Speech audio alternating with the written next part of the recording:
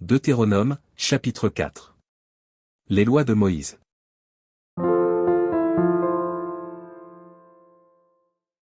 Maintenant, Israël, écoute les lois et les ordonnances que je vous enseigne.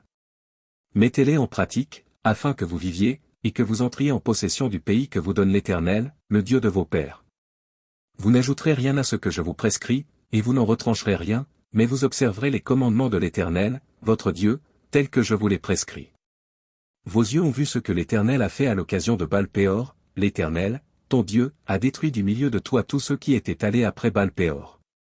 Et vous, qui vous êtes attachés à l'Éternel, votre Dieu, vous êtes aujourd'hui tout vivant.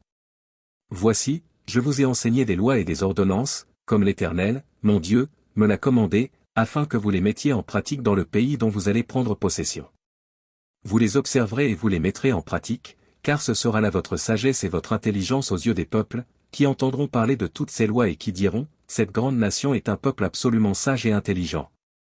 Quelle est, en effet, la grande nation qui est des dieux aussi proches que l'Éternel, notre Dieu, l'est de nous toutes les fois que nous l'invoquons.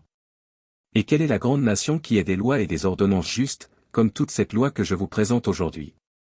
Seulement, prends garde à toi et veille attentivement sur ton âme, tous les jours de ta vie, de peur que tu n'oublies les choses que tes yeux ont vues, et qu'elles ne sortent de ton cœur. Enseigne-les à tes enfants et aux enfants de tes enfants. Souviens-toi du jour où tu te présentas devant l'Éternel, ton Dieu, à Horeb, lorsque l'Éternel me dit, assemble auprès de moi le peuple. Je veux leur faire entendre mes paroles, afin qu'ils apprennent à me craindre tout le temps qu'ils vivront sur la terre, et afin qu'ils les enseignent à leurs enfants. Vous vous approchâtes et vous vous tîntes au pied de la montagne. La montagne était embrassée, et les flammes s'élevaient jusqu'au milieu du ciel. Il y avait des ténèbres, des nuées, de l'obscurité.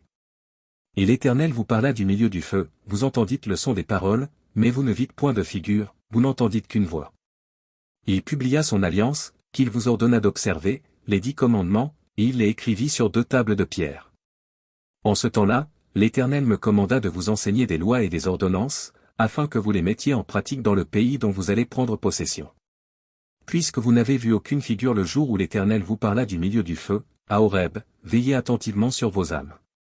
De peur que vous ne vous corrompiez et que vous ne vous fassiez une image taillée, une représentation de quelque idole, la figure d'un homme ou d'une femme. La figure d'un animal qui soit sur la terre, la figure d'un oiseau qui vole dans les cieux. La figure d'une bête qui rampe sur le sol, la figure d'un poisson qui vive dans les eaux au-dessous de la terre. Veille sur ton âme, de peur que, levant tes yeux vers le ciel, et voyant le soleil, la lune et les étoiles, toute l'armée des cieux, tu ne sois entraîné à te prosterner en leur présence et à leur rendre un culte. Ce sont des choses que l'Éternel, ton Dieu, a données en partage à tous les peuples, sous le ciel tout entier. Mais vous, l'Éternel vous a pris, et vous a fait sortir de la fournaise de fer de l'Égypte, afin que vous fussiez un peuple qui lui appartint en propre, comme vous l'êtes aujourd'hui. Et l'Éternel s'irrita contre moi, à cause de vous, et il jura que je ne passerai point le Jourdain, et que je n'entrerai point dans le bon pays que l'Éternel, ton Dieu, te donne en héritage. Je mourrai donc en ce pays-ci, je ne passerai point le Jourdain, mais vous le passerez, et vous posséderez ce bon pays. Veillez sur vous, afin de ne point mettre en oubli l'alliance que l'Éternel, votre Dieu, a traitée avec vous, et de ne point vous faire d'image taillée, de représentation quelconque, que l'Éternel, ton Dieu, t'ait défendu. Car l'Éternel, ton Dieu, est un feu dévorant, un Dieu jaloux. Lorsque tu auras des enfants, et des enfants de tes enfants, et que vous serez depuis longtemps dans le pays, si vous vous corrompez, si vous faites des images taillées, des représentations de quoi que ce soit, si vous faites ce qui est mal aux yeux de l'Éternel, votre Dieu, pour l'irriter. J'en prends aujourd'hui à témoin contre vous le ciel et la terre, vous disparaîtrez par une mort rapide du pays dont vous allez prendre possession au-delà du Jourdain, vous n'y prolongerez pas vos jours, car vous serez entièrement détruits. L'Éternel vous dispersera parmi les peuples, et vous ne resterez qu'un petit nombre au milieu des nations où l'Éternel vous emmènera. Et là, vous servirez des dieux, ouvrages de main d'homme, du bois et de la pierre, qui ne peuvent ni voir, ni entendre, ni manger, ni sentir.